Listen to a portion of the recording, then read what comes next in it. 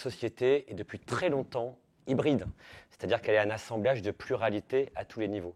Et quand je pense au groupe LVMH, je pense qu'il est lui aussi hybride depuis très longtemps parce qu'il réunit sous son ombrelle plus de 75 maisons qui a chacune son identité, sa particularité et qui rentrent en synergie dans ce grand écosystème. Je crois que le groupe LVMH, ce n'est pas juste un acteur économique, mais ça fait très longtemps qu'il a dépassé ce rôle et qu'il est aussi un acteur engagé sur l'aspect social et culturel.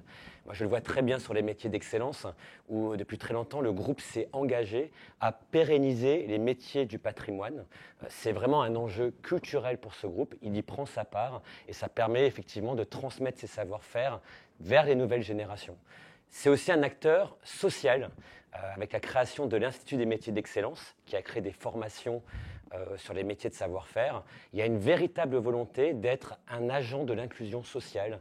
Et donc on vient recruter très largement des talents très diversifiés de tous les horizons pour pouvoir créer en interne une hybridation des parcours et une hybridation des personnalités.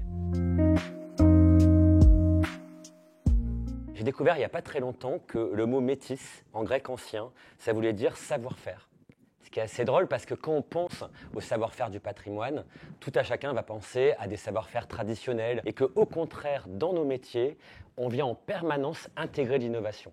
Je crois qu'il n'y a pas un métier parmi les 280 du groupe LVMH où il n'y a pas un savoir-faire traditionnel qui vient s'hybrider avec une innovation contemporaine. L'innovation d'aujourd'hui, ça va être la tradition de demain. Donc hybrider innovation et tradition, c'est préparer la tradition qui sera le socle d'expression de toutes nos maisons. La société voit des évolutions très fortes des goûts de nos consommateurs et des évolutions aussi de comportement de nos consommateurs.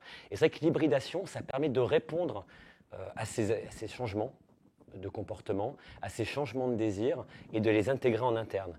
L'expérience client, ça fait longtemps qu'on l'a hybridé parce que le consommateur ne consomme plus de la même manière que par le passé. Auparavant, nous allions en boutique, on vivait une expérience avec un conseiller de vente qui nous faisait voyager et on achetait un produit de haute qualité.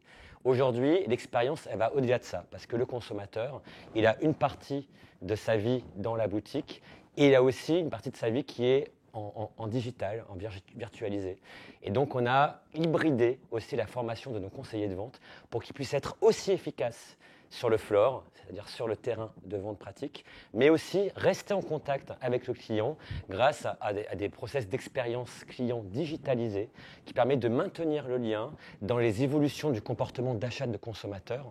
On voit aussi que les objets de désir sont beaucoup plus hybrides. Auparavant, on avait des catégories très très définies. Les robes du soir, les robes de cocktail, les robes de jour, etc. Aujourd'hui, la cliente du luxe va mélanger ces catégories. C'est-à-dire qu'elle pourra aussi bien s'habiller pour aller au travail, puis aller prendre un verre le soir et finir dans une soirée. Et donc, en interne, dans nos maisons, on va avoir des designers qui vont créer des produits hybrides. C'est-à-dire qu'on va s'inspirer de techniques de la haute couture et les mélanger avec des techniques de sportswear pour répondre à ce besoin de modalité du client. Et naturellement, nos ateliers s'adaptent. C'est-à-dire qu'on va avoir des couturiers du patrimoine habitués à faire la plus jolie broderie de la Terre qui vont savoir dans le même moment utiliser des matières extrêmement techniques et performantes et intégrer du sportswear dans une tenue haute couture. Et c'est là où effectivement, l'hybridation des savoir-faire va permettre de créer de la désirabilité, de l'authenticité et répondre aux besoins de nos clients et donc nous permettre de renouer avec la croissance.